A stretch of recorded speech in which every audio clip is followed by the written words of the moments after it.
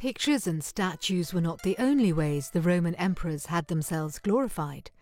The most successful means of propaganda was the tiniest of all, the coin. With their ingenious pictorial language, coins conveyed the ruler's self-image and asserted his claim to leadership, particularly in order to legitimize a newly enthroned emperor. The National Museum's coin collection is one of the largest in the world. In part, it stems from the Farnese collection.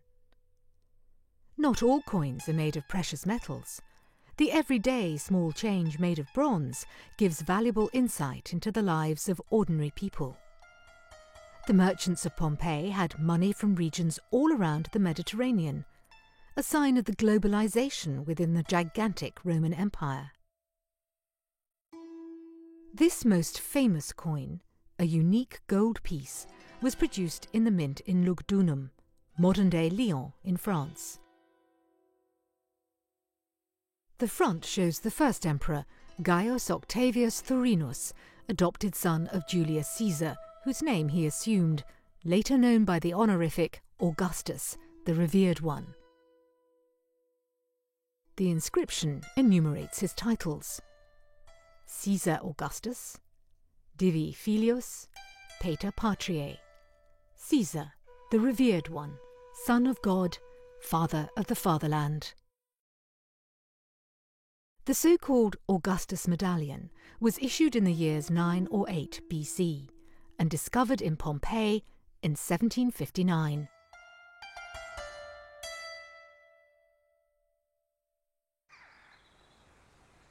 The past decades have seen another change in our view of the ancient world.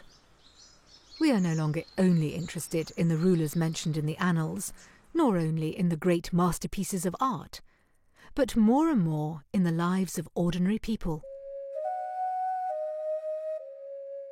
How did the Romans live? How did their world look? What was everyday life like for them? There is no place where the answers to these questions are so palpable as the buried cities on Mount Vesuvius, and nowhere else is the Roman world so close. Forceps, scissors. Who would have thought that these surgical tools are 2,000 years old?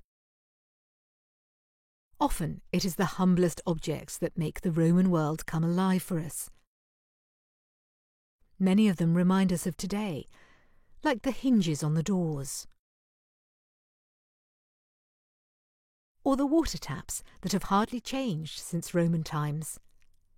These keys and locks seem less the relics of an extinct world than remembrances of a recent past. They are still as much a part of daily life as they must have been then. The massive front doors were decorated with bronze fittings. Lion heads were especially popular.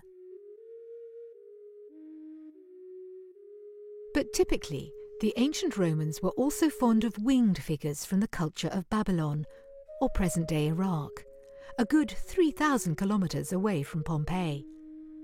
The Roman Empire was a globalized world, and a world full of gods.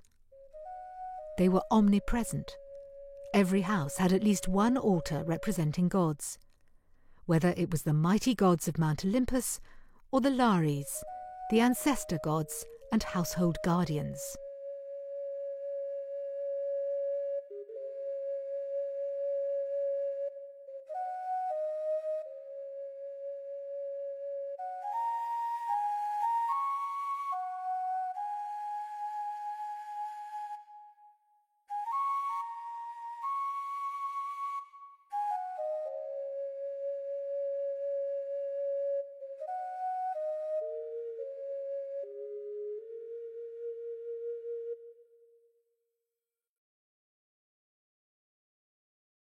The ancient world must have been a dark place.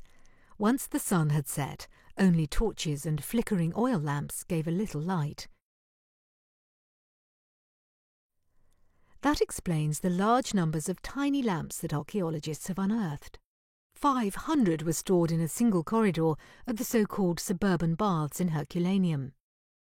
And they bear witness to the aesthetic sense of the people back then. Rome was also a world of design.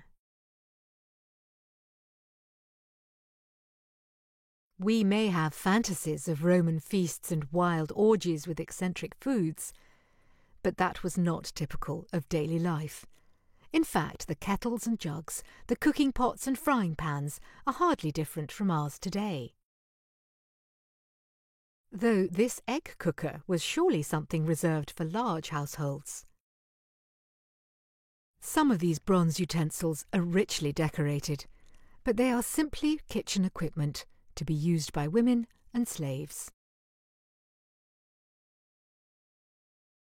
But when wealthy Romans entertained, what splendor! This dinner service, with 118 pieces of pure silver, came from the house of Menander, one of the most high-status residences of Pompeii. The service was found in the basement, packed carefully in a box, along with the family jewels, while the house underwent renovations. The motifs on the lustrous plates and bowls are from Greek mythology. There was no matching silver cutlery, though. Even the noblest Romans ate with their hands.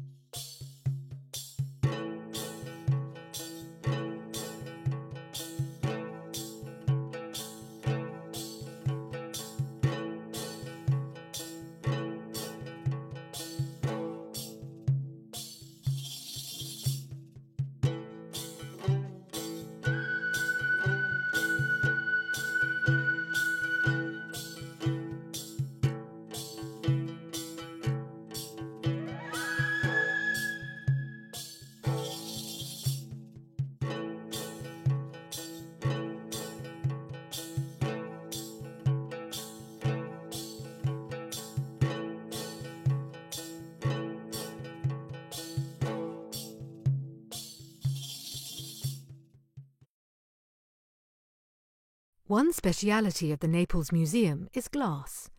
Most of us today do not realise how common glass was in antiquity. Large amounts of glassware have been found in Pompeii, including everyday tableware.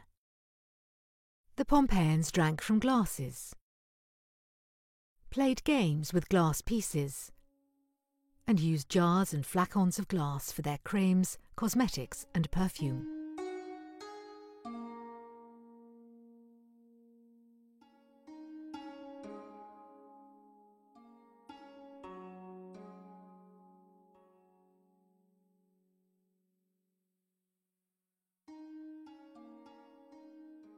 The Phoenicians had developed glass blowing in the 1st century BC. The technology made glass cheaper than clay vessels, kicking off a huge mass production. Around the turn of the millennium, Roman glass could be found as far away as China. These rather unexciting-looking slabs are very special. They are window panes. Glass windows were the ultimate in fashion in the luxury villas of Pompeii and Herculaneum, even though their transparency was less than ideal.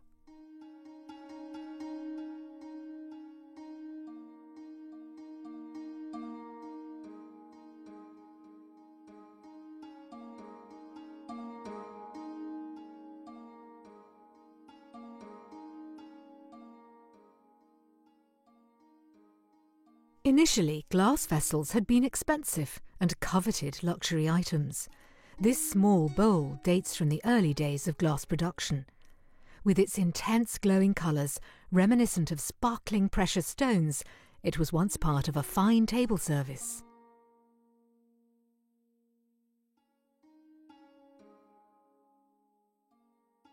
But the real masterpieces of the art of glass are the Roman cameo glasses. The world-famous blue vase is a unique work of art. It is no coincidence that the vase is shaped like a wine amphora. It is a celebration of wine. The vines laden with fruit grow rampant over the surface. Between them are amoretti, small embodiments of the god Amor or Cupid. Two of them have retired to a couch, where one plays the lyre while the other drinks. The blue vase is also a masterpiece of glass-blowing craft. The glassworker blew white glass into a form so that it coated the walls. Then the inner blue layer was added to the interior. The motif was then carved out of the outer white layer, revealing an artwork like an engraved gem made of precious stone.